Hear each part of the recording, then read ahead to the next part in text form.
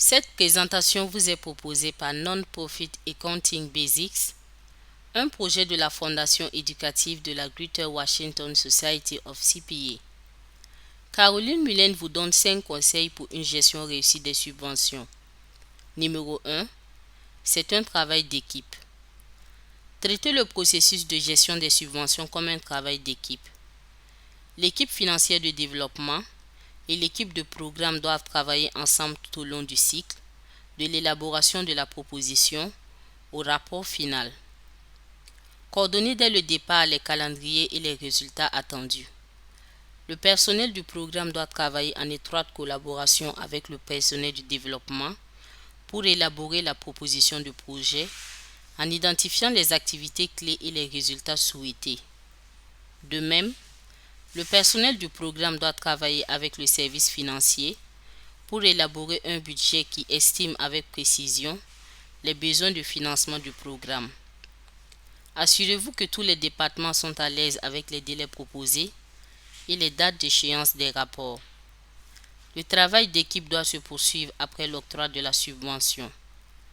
Si le travail programmatique progresse comme prévu, le suivi des dépenses en fonction du budget permet d'identifier rapidement les problèmes et donne le temps de les résoudre.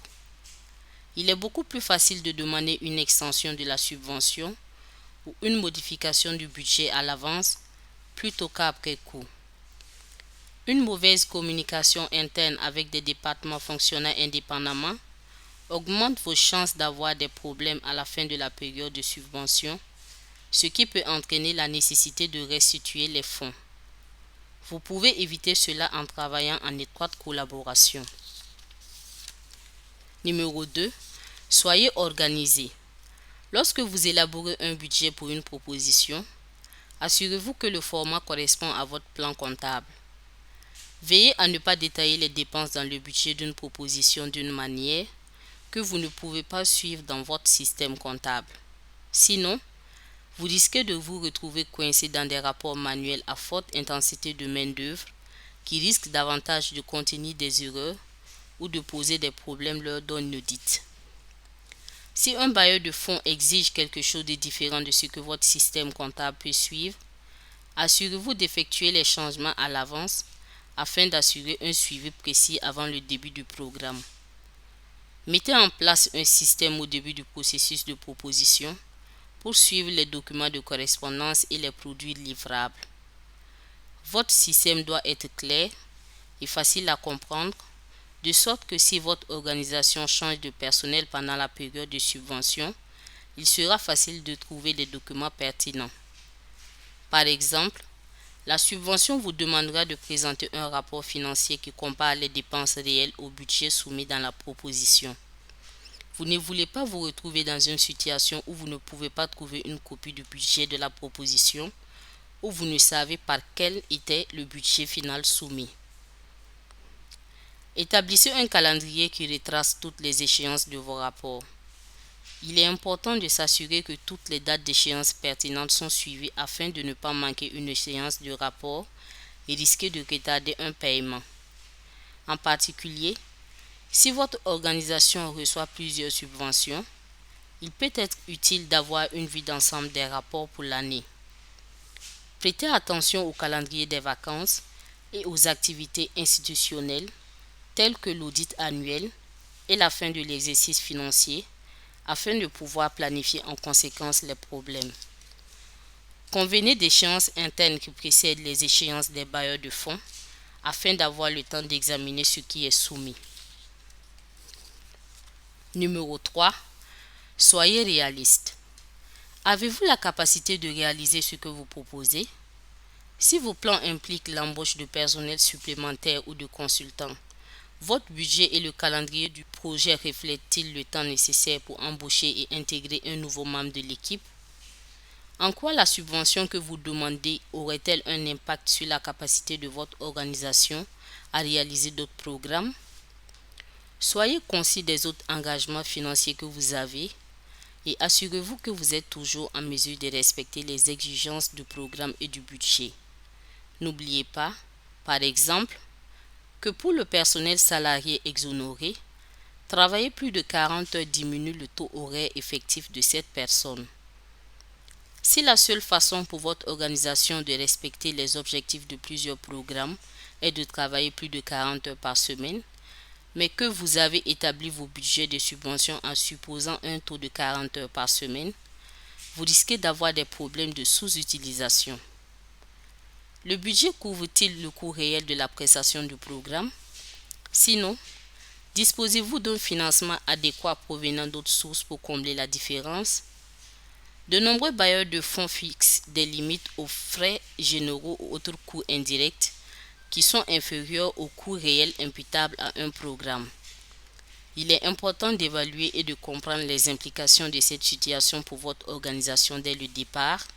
Sinon, cela peut causer des problèmes en cours de route. Cela peut être particulièrement difficile pour les organisations qui dépendent fortement des fonds affectés à un programme et qui n'ont pas de source fiable de fonds non affectés. Numéro 4. Traitez la convention de subvention comme un document juridique.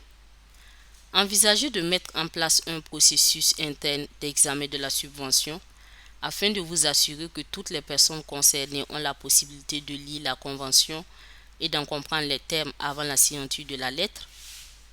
L'équipe chargée du programme est-elle d'accord avec les résultats attendus? Le service financier est-il à l'aise avec les échéances des rapports? Cela permet non seulement d'identifier les problèmes potentiels de la convention, mais aussi de s'assurer que tout le monde est sur la même longueur d'onde et de renforcer le fait que le processus de subvention est un travail d'équipe. Comprenez le traitement comptable approprié en fonction du libellé de la subvention. Y a-t-il une restriction de temps ou de programme? La restriction de programme correspond-elle à votre proposition et au travail que vous aviez l'intention de soutenir avec le fonds de la subvention? La période de subvention correspond-elle à votre budget? Parfois, les propositions sont soumises des mois avant l'octroi d'une subvention et il est possible que votre organisation ait déjà commencé à engager des dépenses qui étaient initialement incluses dans le budget soumis à un bailleur de fonds. Si la période de subvention n'est pas rétroactive, vous pouvez avoir des dépenses qui ne sont pas couvertes par la subvention. De même, si le montant de la subvention était destiné à couvrir entièrement les dépenses du programme, une période de subvention mal adaptée peut entraîner des fonds de subvention qui ne pourront pas être dépensés.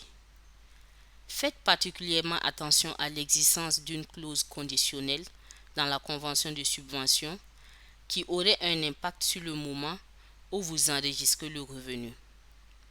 Faites attention aux termes et aux clauses de la convention.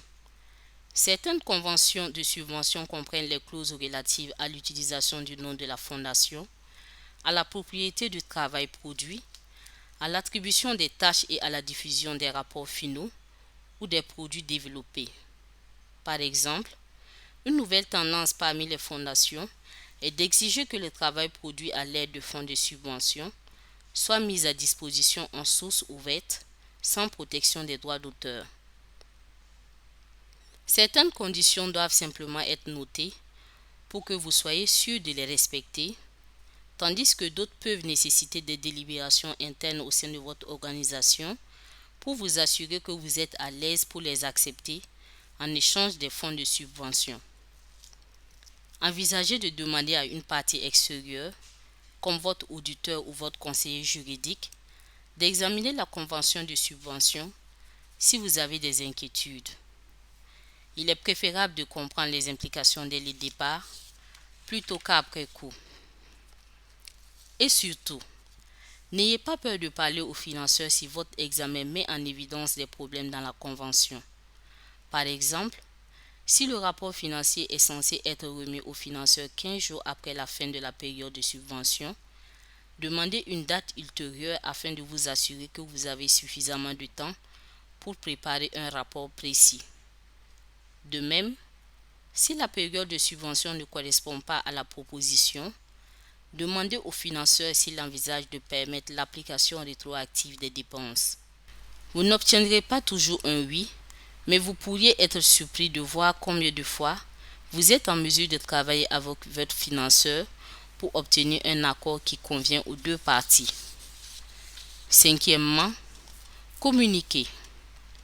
Vous remarquerez que ce point est un thème récurrent des 4 autres points. Parlez d'abord à votre financeur. Si vous avez des questions, posez-les plutôt que de présumer.